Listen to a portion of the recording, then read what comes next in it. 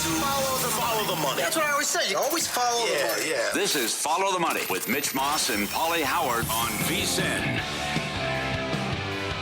Here we go. Welcome in. It is Follow the Money on VSiN, the sports betting network. Mitch Moss along with Pauly Howard. We're live in downtown Las Vegas from the Circa Resort and Casino for the next 3 hours. Loaded program today. However, no Sal Palantonio. Wednesdays with Vito's son not happening today. He has a prior commitment. Jeff Seeley on the program in 60 minutes. His betting approach to the Ryder Cup. Mike Palman studio coming up later on. Jensen Lewis on this unbelievable finish to the Major League Baseball season. And Matt Humans with some best bets in the NFL and college football. You, Paul, I've known you for a long time. You've been saying forever that you hated the expanded playoffs. You hated it when they moved away from only 4 divisions overall, right? It eliminated the race to win these divisions. Mm-hmm. Now what do you think? Now what do you have to say for yourself? Well, some of these teams aren't good, but the fact that you have unprecedented drama, and this may never happen again. I can't imagine this it will happen. It'll happen a lot. No way. Yes, it will. It's happened before. No, not like Come this. on. This is crazy. How many divisions were 1.5, and then with the wild cards as well? So Padres a game and a half behind the Dodgers. I know you're sore about that, as the Padres should be in first place. Well, starting in 9 minutes, by the way. If they win this game, Dodgers lose tonight, they're a half game back. Right, and they can catch the Cubs for the 4 seed. That's on the table as well, even though they're going to sit. I love what Milwaukee did. They think they might play San Diego, so they move Priester back so the Padres don't see him. He's not pitching tonight. What's going on with Cleveland and Detroit? What's going on with the wild cards? Peekaboo. Toronto's only up a game on the Yankees now. Sure. This is crazy what's happening. And the Reds, you can't lose a game like that. Come on, you come out listless. 2 runs against the Pirates, who are 30 games under 500 on the road. I don't like it, but this is incredible, and I can't argue with the drama. No, I think it was too much, but still. Too much. Yes. From a guy who you go from 4 playoff teams to what we have now. You have Paul, you're the most impatient man I've ever met in my entire life. You're never satisfied. Yes. You got to be in front of TVs every night to get the action, right? Pump it into your veins. And yet this is too much for you. Yeah. You never cease to amaze me. Okay. Well said. Well said. So did you let me ask a couple of questions here. Did you take any Yankees to win the division? Just small. I didn't think it was going to happen. I did today, plus 240. Oh, you did? I did. Because now Toronto has the tiebreaker. I know, but they probably lose today, too. I mean, they're underdogs at home. Crochet might go out there and pitch an absolute gem. Mm-hmm. And I think the Yankees sweep Chicago. Wow. They're a huge favorite today with Fried going against a no-name, and Fried has been the man. But if you notice, excuse me, this stuff is never easy. I know. They should have lost the game last night. How about the Mariners, what they had to do to come back and win? Yeah, good point. To clinch. Now, here's the deal. The Mariners clinched a playoff spot last night. That doesn't mean that they have the American League West wrapped up yet. No, they got everything. They're going to win the division. But, yeah, they're trying for the bye now. They got to get the 2 seed. Oh, no doubt. So they're playing by the way, they're the short shot to win the American League. And they're like around 5-1 to win the whole thing, which is just how this is escalated here. But so they had to come back last night, and I love it. This is why, just as, a fan of sports and a fan of baseball, I love it when these cities that don't make it every year, when they're on fire in baseball, like you saw it again last night in Seattle, that place, they are begging for a winner. They want, oh my God. Jumping. Mm-hmm. It was no question. Well, the last time they won the division was 2001. Yeah. It's the 4th longest streak. Brady hadn't played a game yet. Taylor Swift's first album was 5 years away from coming out as well. So they've only made the playoffs, once? This will only be the second time they made the playoffs. That's right. Since 2001. And that place was rocking and rolling in the bottom of the 8th when Naylor hit the double. Okay, so if you shop around, there are some differences out there in prices, like the NL West, right? This morning, FanDuel had the Dodgers minus 1,500 to win. Okay. DraftKings was minus $9. On the take-back, FanDuel had Padres plus 880. DraftKings had them 6-1. Dodgers have the tiebreaker. I still can't recommend a bet on the Padres because they said they're going to sit people this weekend, and that's a gift for Arizona.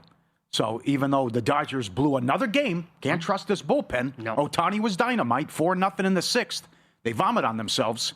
I just think I can't believe the Padres are saying it, but it's rest for the Stars in this final series, is what they said. So I don't recommend a wager on the Padres. And it's Yeah, the Dodgers go to Seattle, too. Seattle might need those games now. Maybe. But if not, I wonder how they're going to approach it as well. Yeah, but for the bye. Right, yeah. But it works out as a gift for Arizona that they could still do. They were 9-1 yesterday to make the playoffs. They're a game back, and suddenly it's not that daunting if you're going to play San Diego backups. So right now the Diamondbacks are 6-1 or higher to make it, just to make it. Yeah. And so do the Mets come out of this thing alive? I don't trust them. They had to crawl back into that bad boy yesterday, and this is why, again, I said this on the show, it's been a very rough 5-month stretch for me betting baseball. Awful year. And that game yesterday, I think I used the word tantalizing. The Cubs -0.5 run in the first 5 with Horton going against Peterson. And I said, just because you have to win a game, I don't buy into that. Doesn't mean I have to bet on them. Yeah. Hello, Reds. That came into play last night. Mm-hmm. But the Mets are getting absolutely pounded in the 5th. It's 6-1 Cubs. What happened? Take a wild guess. They scored 5. Well, they got that huge break, though, with Horton. That's enormous. Horton leaves the game, and then you can't even catch the first 5. But that's, again, how do you predict what's going to happen with some of these teams? They've lost 5 straight. Yep. A ton of teams in the mix for the playoff spot. They're on massive losing streaks right now. And, again, that goes into the Pirates game tonight. I want to bet a lot of unders on Paul Skeens. Again, second straight start. His outs prop not even offered anywhere from what I've seen. Yeah, I'd love to bet him under 17.5, whatever that number might be.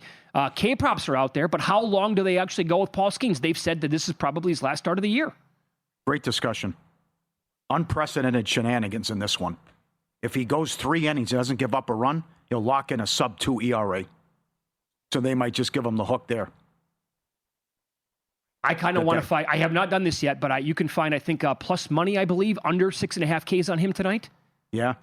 I think that's, here's the deal. He has phenomenal numbers against the Reds in his career. Yes, he does. Now, it's only a handful of starts, but his ERA, I think, is 0.39. Correct. 4-0, 0.39, 22 scoreless. Pretty good. Yeah. Can't touch the guy. But on the flip side, Hunter Green is going for the Reds, and that guy can go out there and strike out 11 tonight and give up 1 hit. I would leave it up to Skeens. So that's what I would do, too. I would say integrity of the game. Let's come to an agreement. It's your final start. We can play spoiler here. This is our World Series game. Do you want to go 5? Do you want to go 6? Talk to me, Goose. What do you want to do? Mm-hmm. And let him decide. That's tough. The other one, I just can't get enough of this Guardian thing. I mean, come on. Scooble, that's like Kevin Spacey in the backyard throwing the ball in House of Cards. Like the elbows attached to the hip. Yeah. What? Come on. Throwing that to first base. It's incredible. They got a hit with How's that happen? A bunt single. The bunt single, the infield, they score 2 runs. They don't get the ball out of the infield. You blow the game like that, and now it's real and it's here. So it'll be great to talk to Jensen, who was a former player, about it's just what happens to the confidence. The woe is me. We can't win a game. We were up 11 games 19 days ago. We're now tied. We just lost twice with our best pitcher. What is happening? They're getting bailed out by the Astros, or they could miss the playoffs entirely. Mm-hmm. This is nuts. They're only on top of Houston by 1 game right now for that final American League wildcard spot. Have the tiebreaker, though. Yeah, so and I was looking at this all day of who's got the tiebreakers and crazy.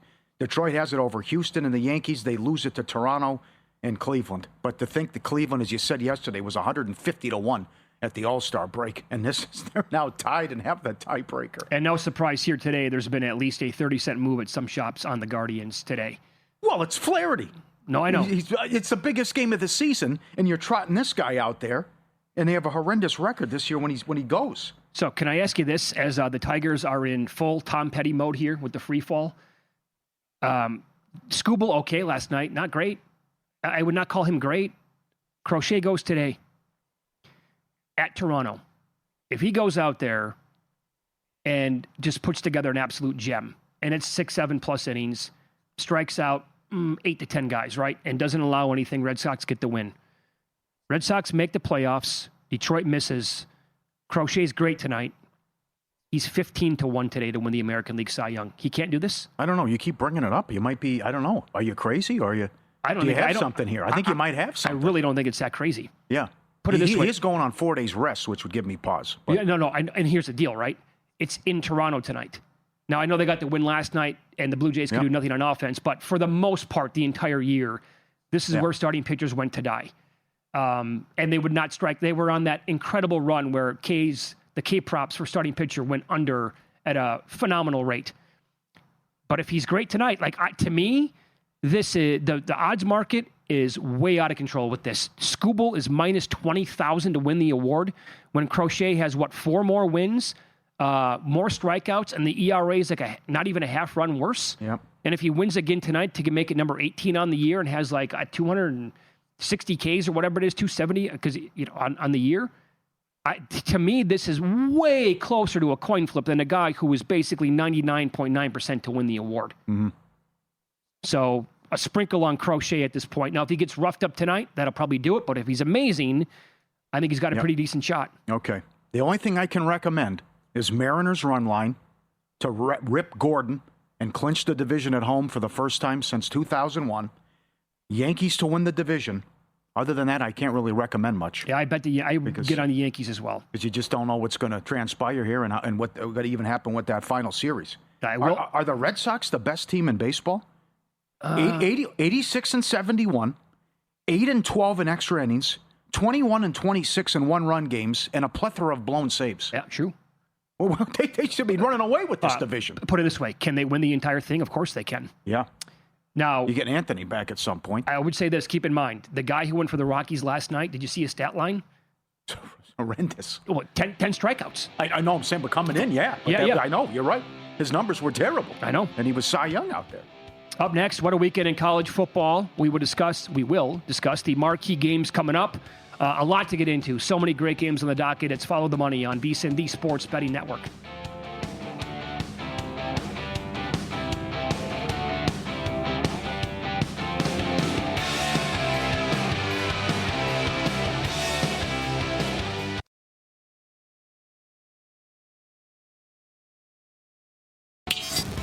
This is Follow the Money on VSiN.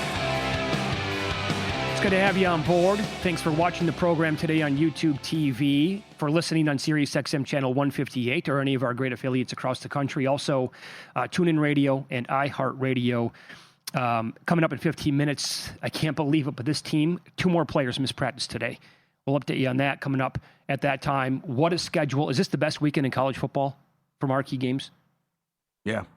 It is nuts. Okay, beautiful, baby. Yep, Oregon's at Penn State. So some numbers on this game. Yep. The market here, 3.5 now on the Nittany Lions, the home team, night game, whiteout. Total is 52. So here's the spot for Oregon. The Ducks played the Civil War last week. Penn State off the bye. But who have they played so far? Nevada, Florida International, and Villanova.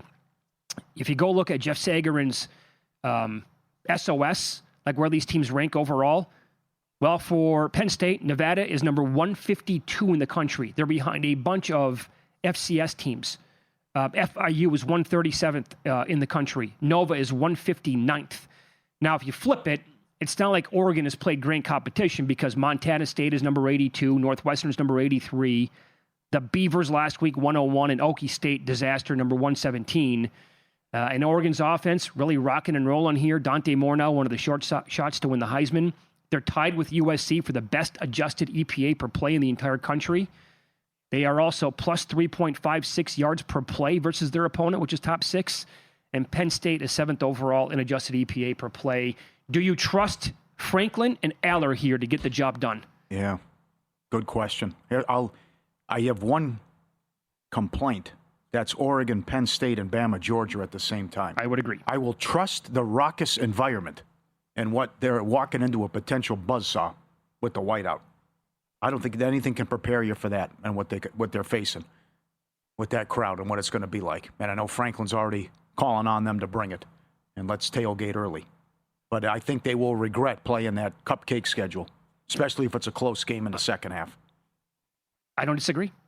We had this conversation on the program yesterday. These are tough games, though. That's a terrible SOS. I know. That's a bad job by everyone involved. Challenge yourself. Get the kids ready. Yep. Because you can go from those bad teams to playing one of the best teams in the country. And a lot of this talk about what the future market will look like here. It's amazing that Ohio State and Oregon now have jumped ahead of Penn State with yes/no playoff odds and what some of the future markets look like. But if they win this game, what it does to Oregon, because what's left on the schedule and what it does to Moore, Heisman if he's impressive. Yeah, I know. I know. Everything there is about Franklin. I know. And but I am concerned a little bit about Lanning losing his mind. I trust him more than I do Franklin. Oh, really? Oh, you have to, Paul. Is that a question? Really? He's done some weird stuff. Trust me. You were at the Washington game. I know it. It's okay to kick a field goal now. I think I'm okay with him. In fact, I know I am. I'm better than trusting him in a game like this than I am on the other side. Now, if you're right, so do you take a little bit here if you want to get involved in the Heisman market on more in case they win the game, and then you can kiss that 11-1 or whatever the number is goodbye? I think also on the flip side, Aller misses Warren quite a bit. Mm-hmm. Their running backs it's probably the best 1-2 combination in the entire country. Uh-huh. But as we're seeing now at the NFL level, like Tyler Warren was a total stud last year.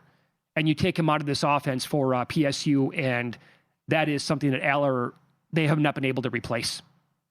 So he's been missed. And if they have to make a big play late, like, are they going to actually be able to go to the running or to the aerial attack and get the job done? I'm not so sure about that. What do you want to do with Bama and Georgia? Again, another 3-point spread here. That was 2.5 earlier today at FanDuel. And you consider what these two teams have done so far. Bama destroyed by Florida State. Nice bounce back against Wisconsin, but as we're seeing, Wisconsin, what do you really take away from that win? Ty Simpson, though, has been incredible in the last 2 games. Both teams on a bye. The Bulldogs had that aerial circus against Tennessee. Overall, I don't think I'm going to be involved in this game either. I think Gunnar Stockton should have better odds to win the Heisman. His performance against Tennessee was awesome. Mm-hmm. Now they got exposed defensively, but I'm going to trust Kirby Smart here to beat DeBoer and get enough stops defensively. And I don't think Alabama will be able to slow Georgia down. I don't expect a low-scoring game. I expect a high-scoring game between these teams, and I think Georgia's going to get it done. At times outplayed against Tennessee. Certainly Heupel going conservative was a bad move, but I thought Stockton was fantastic, especially in that second half, and I think the line's too short with Georgia. Could we see, so if you're expecting points, not that we're going to get a game to be played in the 80s combined here, like we had with Georgia and Tennessee, but Heupel and that offense, obviously, they usually like to go at warp speed. They put up a ton of points. DeBoer's an offensive coach as well. Wouldn't you kind of think that it's not going to be not 44-41 or whatever the score was, but Bama and Georgia here can trade scores quite a bit rather than this being a game from 7 years ago or 5 years ago when you might get a 13-10 game when Saban was still the guy. And both those defenses were absolutely elite. So can I interest you in some Trinidad Chambliss Heisman? If the number is right. He's starting. Ole Miss is favored. You have to lower LSU's power rating based on what Clemson has looked like now. You have to. And especially Florida. I mean, you got 5 interceptions, and it's 20-10. And then Kelly loses his mind on the reporter. I mean, that's at home. And then you've seen how bad Florida is offensively, and they don't have no semblance of a passing attack. But what this kid has done, and it's always curious about what goes on in practice and what you see, and that a kid can come out of nowhere and get it done. So Chambliss will get the start, and his numbers have been sick, and he was awesome the last couple of games. And he has worse odds than Underwood, and he's got the same odds as Pavia. This guy's 50-1 at DraftKings to win the Heisman. If they win this game, and then you look at the other schedule, does Mateer play, and what happens there as he come back? I mean, if they win this game, I would say worst case 10-2 for Kiffin and Ole Miss. I think so, for sure.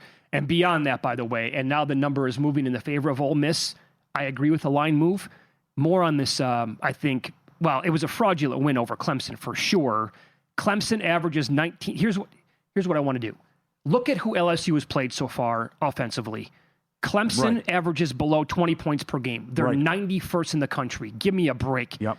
Do you know what Florida averages per game on offense? 11 points per game. Yeah. 11. Yep. They are 128th in the country. They might win 2 games. Are you serious with this? I know. Yeah. So, all of these numbers with the LSU defense, hey, they're 8th overall in adjusted EPA per play. Great. How misleading could that possibly be by taking on 2 teams like Clemson and Florida right now, who are both garbage? And Ole Miss, meanwhile, their offense has been electric and really good. Doesn't matter who's playing quarterback, really. And I think it's an upgrade like you talked about. So I agree, and I still think 1.5 might be worth a play on this team, or if you want to go the short money line price on them. He's completed 68% of his passes, 700 yards, 4 touchdowns. They're top 10 in offense. He's got 200 on the ground and 2 scores as well. Very good start. I'll give you one guy under the radar. Plus, they blew that game. What was it last year? Cost you with that future. Oh, my God, big time. I mean, you think they're sore about that, too. Yeah, now what do you think about this? Washington, they're hosting Ohio State this weekend. Great venue. It's going to look great on TV. They're not receiving any votes. So the number one team in the country is an 8-point favorite. Not that the poll means anything, but they're below 10 on the road against a team not receiving votes, and then the number one team in the country, and Washington was taking money this week. That's a tough place to play. I prefer it to be a later start, but that's going to be a raucous environment, too. The Buckeyes have allowed 16 points in 3 games. But again, I implore you, if you've never seen Damon Williams play the quarterback for Washington, and look, Ohio State's defense may be the best in the country, but this kid can electrify people, and he is off to a phenomenal start. The problem is, look at who they've played. Colorado State, per Jeff Sagarin, ranked 96th, UC Davis 129th, Wazoo 114th in order of their play. So, yikes. I'll give you one here that Brad Powers is strong on. You know, all this talk Saturday was Herb Street did it. A ton of people did it. Notre Dame's going to get in. Notre Dame's going to run it. And Brad Powers is coming back and say they're going to be eliminated from the playoff conversation in a week at halftime of this game because they can't stop anything, and Arkansas will do whatever they want. And I can't argue with them. Well, I mean, look at where the total opened up in this game. A Notre Dame game opened up in the mid-60s. What is with this defense? But it has to. Total sieve. And plus you got a coach on the hot seat as well, and you're going to get Arkansas, the huge game, at home, Notre Dame, and you just lost and blew a huge lead to Memphis. Right, and I think their offense is pretty good, hence the high total here. But Notre Dame's defense, 110th in adjusted EPA per play, 99th in yards per play allowed, 6.11, and 132nd in havoc percentage. Like, they're not getting after the quarterback. They're not causing, like, any big eruption to the opposing team's offense. They're getting, like, no stops, basically. They're getting gashed by all these teams, you know, every game. Mm-hmm. Any thoughts on A&M Auburn? I will say, some of these teams are playing gauntlets. I'll give it up to the SEC. Oh, These are some crazy schedules. Yeah. It's so does it catch up with Albert in this game? I think so. Yeah. Yep. A&M's good. Yep. Save 40% on our football season special with Follow the Money promo code FTM. Access to everything we do through the Super Bowl. Best bets, every host, every guest. Doesn't matter the sport. Nigel on soccer. The Meat Man's on a 9-0-1 run. Every ticket cash is the same. Lock it in now. 40% off. Promo code FTM. VSiN.com/subscribe. Get it now. Even those kicking props are available. They're people, too. Some teams can't catch a break. Now 2 more players missed practice today.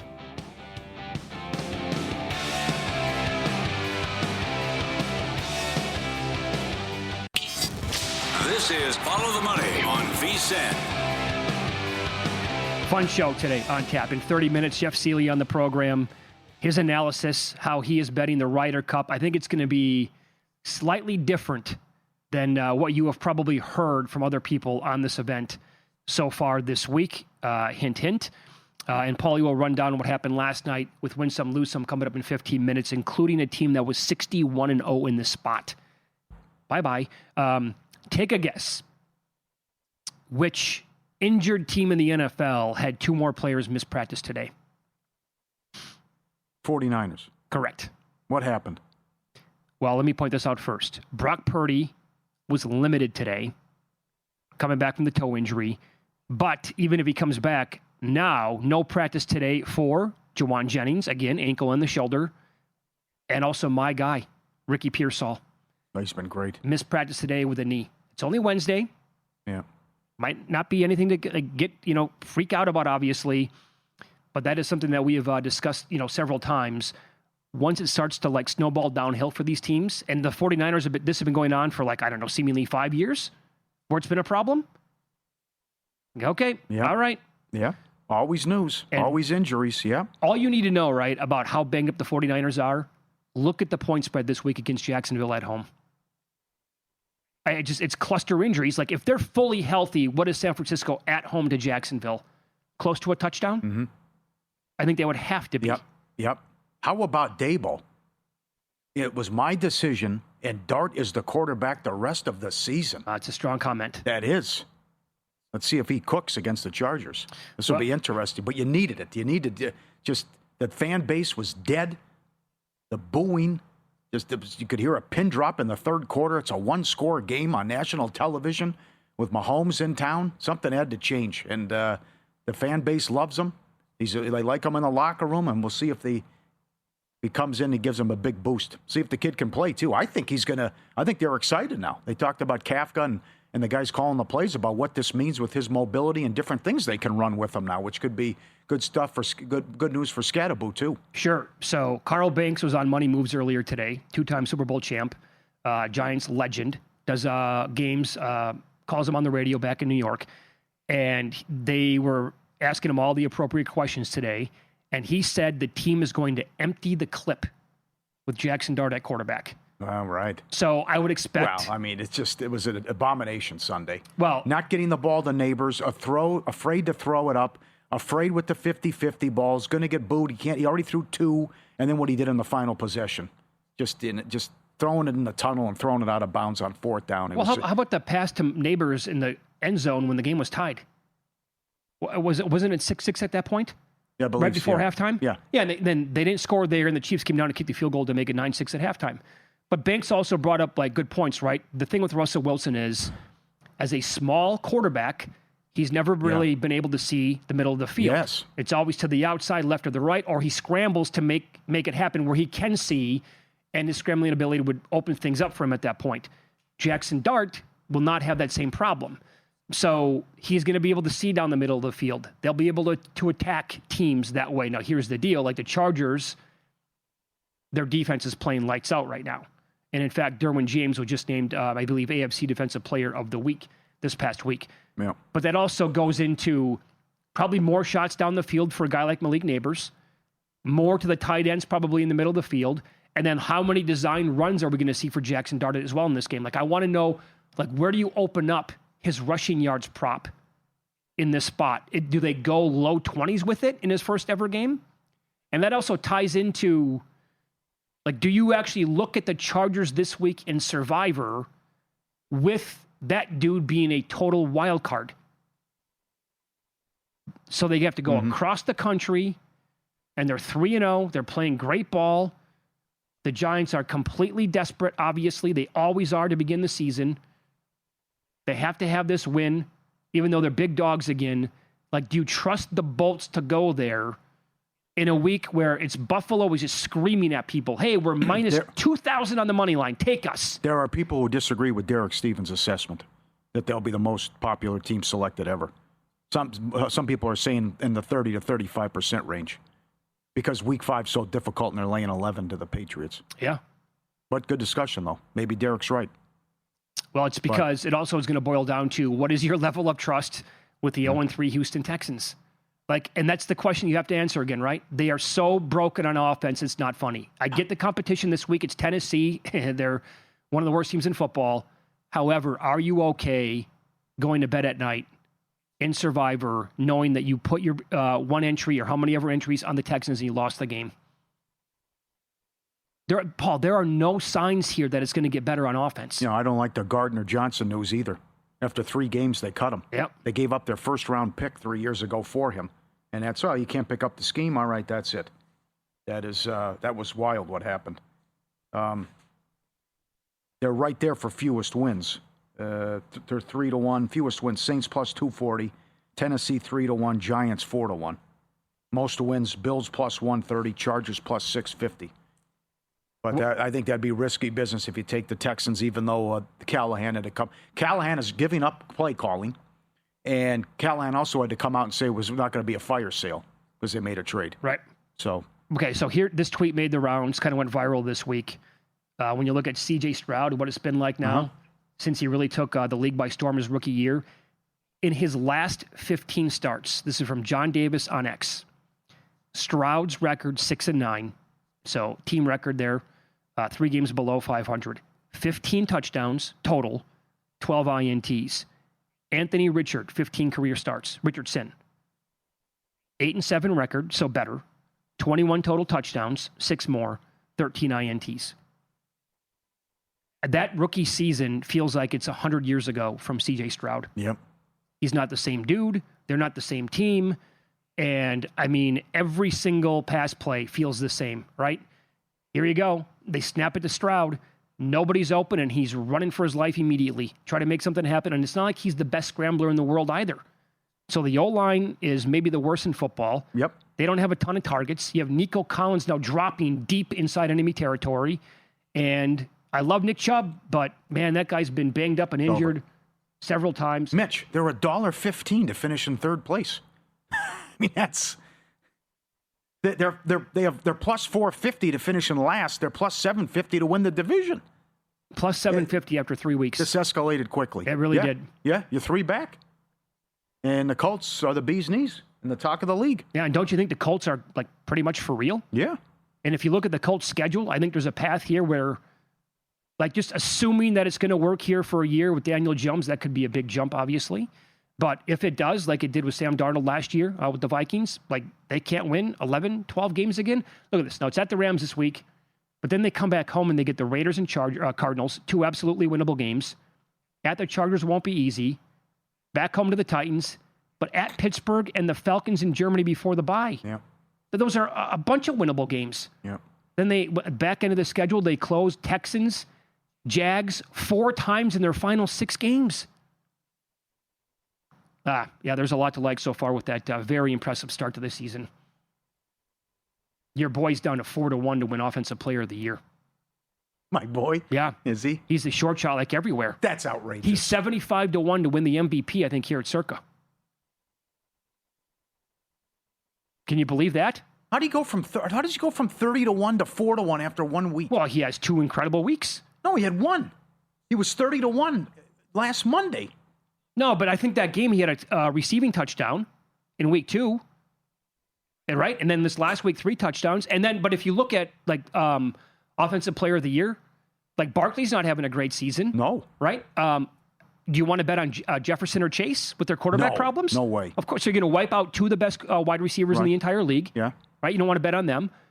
So Jonathan Taylor start. If you're buying into the Colts, the Texans are so bad, could be a division winner. Like, this guy's 26. He's incredible. Puka might have 130 catches. Oh, that's the guy. Right? Okay. Because he's going to have 15 targets a game, and they're running him the ball, on the ground and everything. So, well, I don't know what to make of Henry.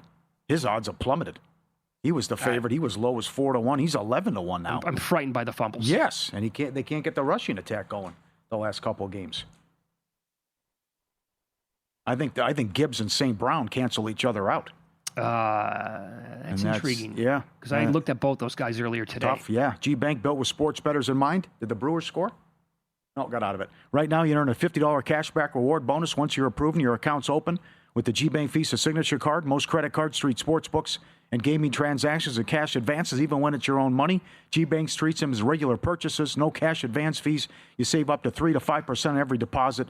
1% cash back on all eligible sports books and gaming transactions. 2% on everything else you buy. Apply now. VSiN.com/GBank. Go get it now. Support the sponsors. They do an excellent job. GBank. VSiN.com/GBank. Thank you. You can always get in touch with the show on X at VSiN Live, at Mitch Moss Radio, at Pauly Howard. Email is ftm@vsin.com. Pauly recaps, what is that, the list I got the whole half sheet is bad beats last night. There you go. It's going to be a fun one to recap. And also, he'll tell you about, how about this? This team was 61-0 in this spot until last night. Find out the details next.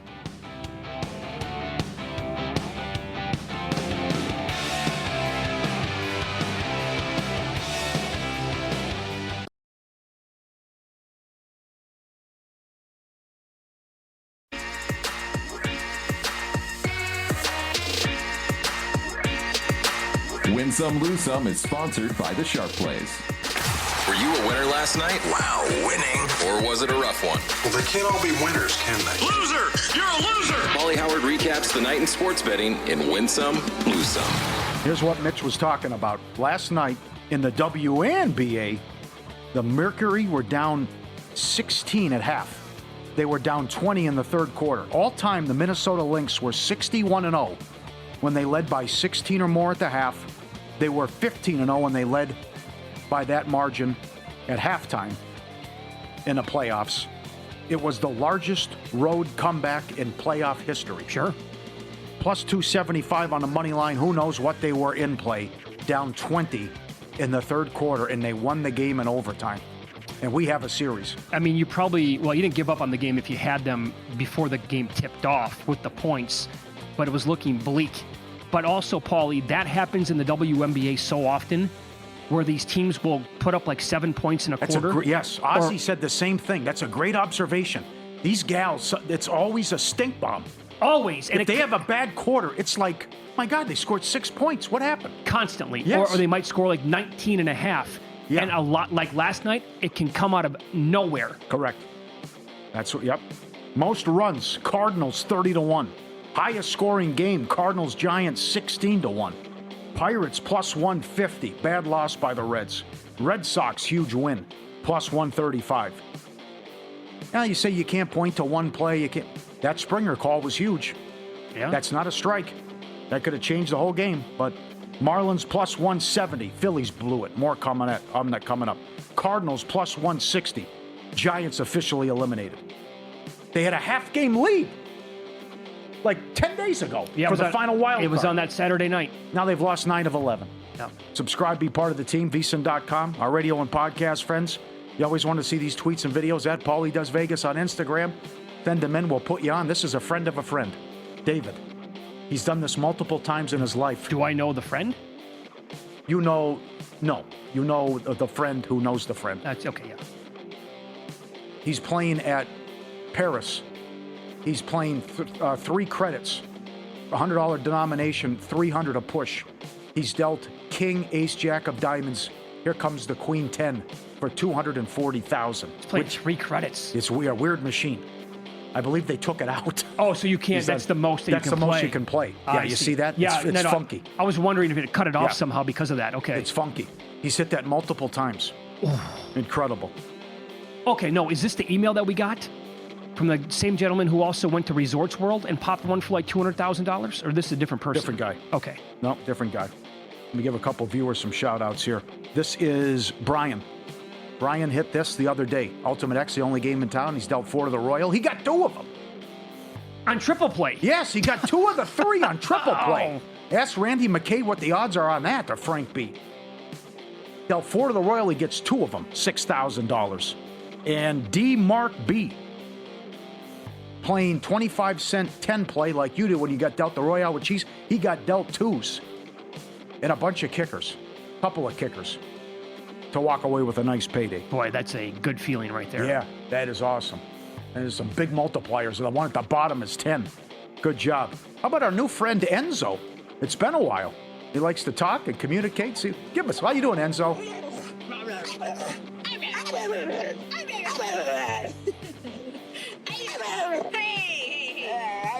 You back up. Back up. Back up. Good looking dog. That's excellent. I like the name Enzo for a dog, too. Yeah, right. He can talk. He is the man. Plenty of bad beats here. Rockies plus 280. 3-1 in the 8th. Did you see this? Oh, of course. Well, not how the Mariners loaded the bases. Mm-hmm. Hit by pitch, walk, hit by pitch, and then Naylor brings them all in with the double. Right, Pauly, I mean, it's crazy. I got 2 words for you. Colorado Rockies. Yep. 3rd team in history, National League, to lose 115 games. Dodgers and under. $1.60, the total was 9. 4-0 in the 7th. Then this bullpen comes in, and it's a bleep show. Can we take them seriously in the National League? Can't do it. Do they have to move Ohtani to the bullpen? Yeah, that's a start. That'd be number 1. I think Sasaki could come back, too, and help him out in that department. He leaves again, and they blow up. And a huge win for the Diamondbacks, who got 2 in the bottom of the 9th to win. Cubs first 5. 6-1 in the 4th. Or in the 5th, I think, was it? It was. Yeah, in the 5th. Horton leaves after 3 innings. Stiff back. And the Mets explode in the 5th. White Sox 2-1. Led in the 9th. The Yankees walk it off and clinch. Phillies and under. I had it. 3-0 in the 8th. Their bullpen sucks too. And Duran hasn't been getting it done either. How about the under 7.5? It goes to extra innings. You take a guess what happened. Giants 2-10 on a money line. They led 8-3 in the 7th and 8-7 in the 9th. And they blew it. And Lynx Mercury under goes over because of overtime. Before the line moves, sharp plays are already there. They don't just follow the market, they help move it. You're not going to out-muscle or outsmart billion-dollar books or full-time sharps on your own. Jeff and the Sharp Plays, plugged into trusted insider sources. It's incredible, everyone they know. Free reports, real-time alerts, market-moving insights straight to your inbox or X feed. They've been at it since 2011. Documented results, public logs, transparent receipts. Mr. Poison updates back. SharpPlays.com. Trusted by pros, watched by the books. Visit SharpPlays.com and stay ahead of the line. All right, so some of the numbers here on Russell Wilson and why the benching took place after the third game of the year. 31st in third down and red zone offense. On third downs this year, 15 for 31, 193 yards, no touchdowns in INT, a rating of 54.9. In the red zone, Pauly, 4 of 18. I think all 14 of those incompletions came on Sunday night against the Chiefs. 16 yards, 1 first down, a rating of 39.6. Are you surprised that it happened this early? And I know that they named... No, what? No, I had it Monday. It had to happen. No, if you go back to before the season started, though. Okay. And then especially after the Cowboys game. But also, like, they named Dart the number 2. I'm confused by... The whole thing still doesn't make sense to me. Why is Wilson still the backup? Well, why did you get Wilson and Winston, draft Dart, and now you're unwilling to move Winston for teams that might want the guy? Yeah, they're trying to move Wilson. They love Winston in the locker room. It's a hard pass. Who would trade for Wilson? Yeah. Winston intrigues me a little bit more. Yeah. If the Cincinnati Bengals do that, that's ridiculous. They're not going to do that. They gave Browning all that money. Yeah. They won 9 games 2 years ago with Browning. The only way, I mean, is a team going to really give up like a 6th or 7th round pick for Russell Wilson, or would the only way that they would acquire him would be if the Giants would cut him, and then that team would say, yeah, okay, we'll take our chances, sign him, become a backup, or maybe he can, win a couple of games for us, or go out there and actually. But it's over for that dude. Yeah. I mean, it's over so much so that people on social media after the game on Sunday night basically said, did Russell Wilson cost him a Hall of Fame spot with how his career ended? Hall of Fame? Yeah. That guy's not a Hall of Famer. I would think he's got a great case. Doesn't he? I don't think so. It was all about the Legion of Boom. He didn't put up great numbers in Seattle. Oh, go back and look. He absolutely did. I can't. I think the guy was like a stud in Seattle for like 10 years. What would you do if you're the Commanders? Would you sit Daniels or wait another week? You're playing Atlanta. Mariota looked great. He's got to be a full go. McLaurin didn't practice, though. I know. There's another one for you. And also, Daniels had to wear a brace at practice. He's never played with a brace. I mean, so if he's not 100%, then I go with Mariota again. I would not rush bringing that guy back at any point with how he plays the game of football. And the other one there is what Krosky Merritt missed today. Yeah. So do we finally get to see, like, is it going to be Chris Rodriguez here in this game? Do we get more of McNichols, who had that awesome touchdown run last week? But because of the knee, Ja'Cory Krosky Merritt did not practice today. They have a lot of guys who DNP'd. Tunsil, Von Miller, McLaurin, Ertz, Krosky Merritt, Noah Brown, John Bates, all missed practice today for the Commanders. And that number is down to 1, by the way, against Atlanta. I got one more, actually. Would you go to Cousins? And I asked you that on Monday, and I'm bringing it up again today. Why? Does he give you a better chance to win games? Penix, because of how much money they gave him, too? Well, apparently he's slow to pick up what's going on with coverages. Yeah, he doesn't look like he's ready to get in there and start every game and be effective in the passing. But he looked so good to close the season. Well, they went into Washington and should have won the game, and then he was great. The defense stunk, but he looked great in the Carolina game. Consider those 2 defenses. Okay. Right? Also, back to Captain Kirk. I don't hate it. I mean, there's a real good chance here that Penix is just not ready for prime time. That can happen. I'm not going to write the guy off and say that he's never going to play in the NFL because he's a total bust and a flop. I wouldn't say that at this point. It's way too early. But I will defend Kirk. He was hurt. He had some good moments, and once he got hurt, that was it. All right, the very popular Ryder Cup is played this weekend at Bethpage Black. We'll get betting advice from Jeff Seeley coming up next, and I'm fairly certain his view of the betting numbers much different than others.